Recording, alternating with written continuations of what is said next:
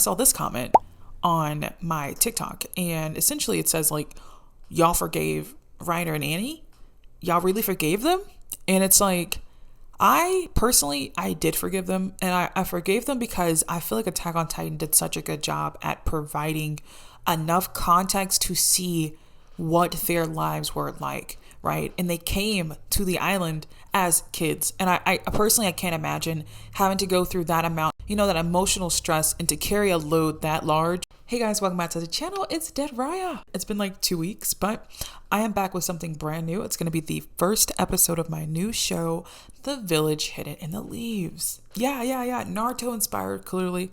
It's one of my favorite anime, so I definitely had to get in there with that. Hopefully, that doesn't get like trademarked or something like in the future and we got to change it. But for now, it is The Village Hidden in the Leaves. Today, specifically, we are talking about Attack on Titan, Demon Slayer, and Solo Leveling, especially where I think Solo Leveling is headed. I haven't read the webtoon, but I am so excited to see where this anime is going, especially after that last episode. On this show, we're going to have guests, other anime creators, debate some stuff, maybe go head to head, really have really good open dialogue about anime. One of the things that I've been seeing a lot in the anime community is like a lot of toxicity surrounding certain animes. You film like One Piece and Naruto and Dragon Ball Z and whatever. It's always arguing and beef and pride and weird vibes in the comments and just in conversations in general. I would love to change that and just have it to where it can be an open dialogue and everybody can chill out and we could just talk about anime because it's fun and we love it and it's something that connects everybody. You feel me? Like, I can talk to a complete stranger in the grocery store because he got a Naruto shirt on. We talking for 20 minutes about Naruto. And Naruto been out for how many years? But it connects us immediately. It immediately makes us have something in common. So let's go ahead and get right into it.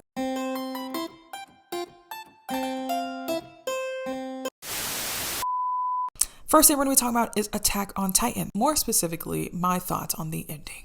I know we have a lot of mixed comments, mixed emotions from people about the ending of Attack on Titan. The only thing that I'll say is that I wasn't super happy about was the fact that Eren died. I get it. I feel like it was some type of atonement for killing 80% of the population, right? That makes a lot of sense. But it still broke my heart because I've been watching Attack on Titan since I was 13 years old. I'm 23 now, and it's like, typically when you see a main character, we watch them achieve their goals, we watch them go through trials and all that good stuff, and then they come out in the end successful. And in Eren's story, he came out successful in the end, but at an extreme cost and maybe not completely necessary. But I can understand that this is the only way to save his friends, and I guess I understand that. But did I wish to see him die? No. Did it break my heart? Yes. And to this day, I can't really talk about Attack on Titan without tearing up. So I think my only real gripe about it is the fact that he died. And he's seen as a villain in a lot of people's eyes.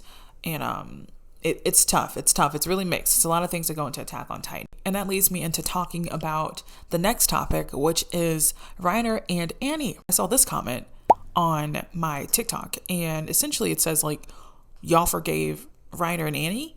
Y'all really forgave them? And it's like, I did forgive them, and I forgave them because I feel like Attack on Titan did such a good job at providing enough context to see what their lives were like, right? And they came to the island as kids. And I personally, I can't imagine having to go through that amount, that emotional stress and to carry a load that large to where you're about to kill a lot of people.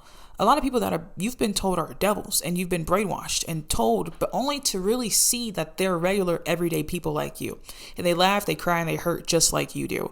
And I think even for Reiner, that was an insane amount of pressure. And you kind of see that throughout the anime with his psychotic breaks. You kind of see it when he breaks character and he's 1 minute he's a warrior, 1 second he's a scout. And I do think him, Berthold, and Annie really did see people as their comrades. Like, I genuinely think they cared about them, but they have families to get back to. The whole thing is, if you go accomplish this mission, when you come back, you'll be a hero. And it's just a lot. It's multifaceted. It's way deeper than just, they killed mad people and they broke through the wall. And you feel me? It's just a lot more to it than that for me. So I did forgive them because I just can't imagine children having to grow and develop underneath those types of conditions. So I did forgive them, and I'm glad they had a happy ending. But I would love to see your guys' opinion for sure on that one. So next up is Demon Slayer.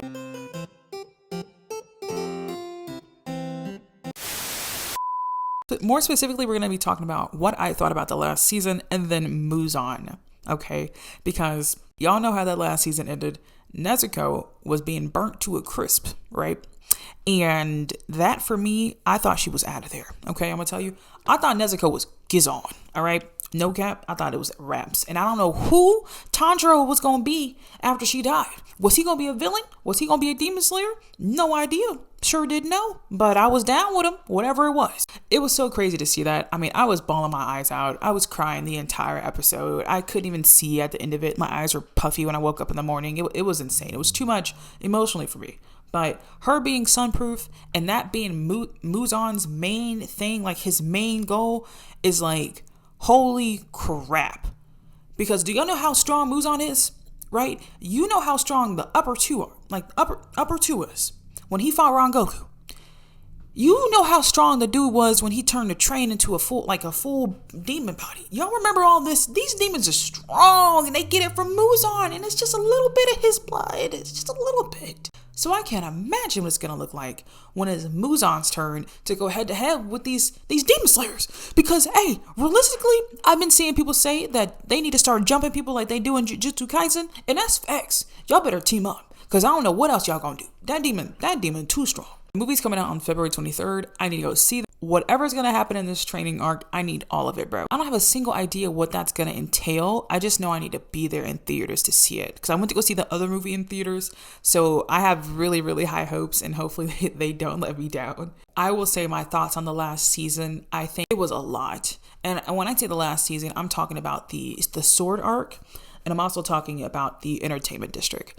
And I think, one, the animation is beautiful as always. But man, the things that Tanjiro, our main character, has to go through is insane. And I feel like this is just building him up to be one of the strongest demon slayers, bro. Because he has to be if he's going to face Muzan. You're one of the reasons why my family is dead. Like, you're one of the reasons I'm in this situation in the first place. Why I'm a demon slayer in the first place. So I think it's going to be insane to see that development for Tanjiro. And I can't wait. I'm so excited to see where we go next. Definitely going to update you guys once I watch that movie and just give you my thoughts on it for sure. Solo leveling. Let's go ahead and get into solo leveling.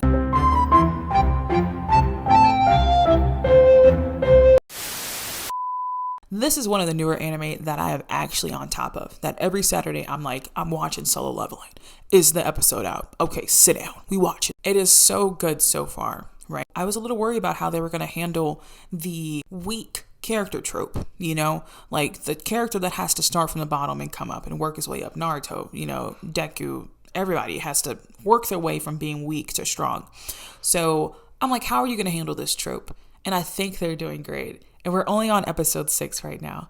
And it's like, holy cow, dude is spazzing. Like, y'all saw that last episode? And when this video drops, I'm talking about episode 6 and episode 7. I mean, they got right to it. From episode 1, we was getting right into it. It was blood, it was gore, straight up in the first couple seconds. You got ants eating people's guts out. You got old dude, the main character, dying. The first episode, brutally, by the way, not no light work, brutally. And I think that's dope. They're letting you know what it's going to be up front. Seeing him progress and get stronger and stronger is really, really dope. I love how they're handling it and how they're just building his character out. I think he has some depth to him. He knows what it's like to be weak, to be made fun of, to be really, really low. And now I still think he's in a space of like underestimating his power and assuming that the bosses that he's fighting are way weaker. He's thinking, there's no way this boss is like S rank, A rank, B rank. There's no way. Like, they have to be D rank. They have to be an E rank. Like, they have to be B rank. Like, they can't be stronger than that. He's still not understanding the sheer strength in his power yet. And I think the audience, us, we're peeping that. He's not there yet, though, mentally. He's still in a space like, I'm weak. There's no freaking defeating the boss on this A rank, B rank dungeon. There's no freaking way. So it's really exciting to see that. And eventually it's going to click and he's going to be like, oh, I'm him? I'm him? I'm him? You him? Let him know too. Let him know you built different. So I'm waiting on that. I'm excited. Let's get into the latest episode though, the episode 6, I believe it is, for Solo Leveling. And let's talk about the ending. More so when he had the task or the mission to pop up to take care of those guys that trapped him in that cave in the dungeon with that B-ranked guy. He had to murder them. And that is something that I haven't seen main characters do off rip. Episode 6, actually murder somebody. So to kill another human is something completely different, especially when it comes to like character development. I feel like that is gearing us up for something way bigger in the future. And we need to see that he's capable of taking human life now. I just don't know where this anime could go. But for our main character to be a bona fide murderer is definitely crazy. And I didn't think he was going to have to do that, bro. But he really did. And I guess you can say it's self-defense. But did he have to go that crazy and kill them? No, but he's not that type of main character. And that's really what I'm trying to get at. He's different. He's not Naruto and he's not Deku. Dude is not, he's not that cliche, and not cliche in a bad way, but he's not that main character that's like gonna play around and spare you because I'm a hero. You feel me? I'm a hero. I'm supposed to be, I'm supposed to be great and good and true at heart and give you grace and da da da da. He said, no, F that. You try to kill me 3 times, babe. You try to kill me 3 times.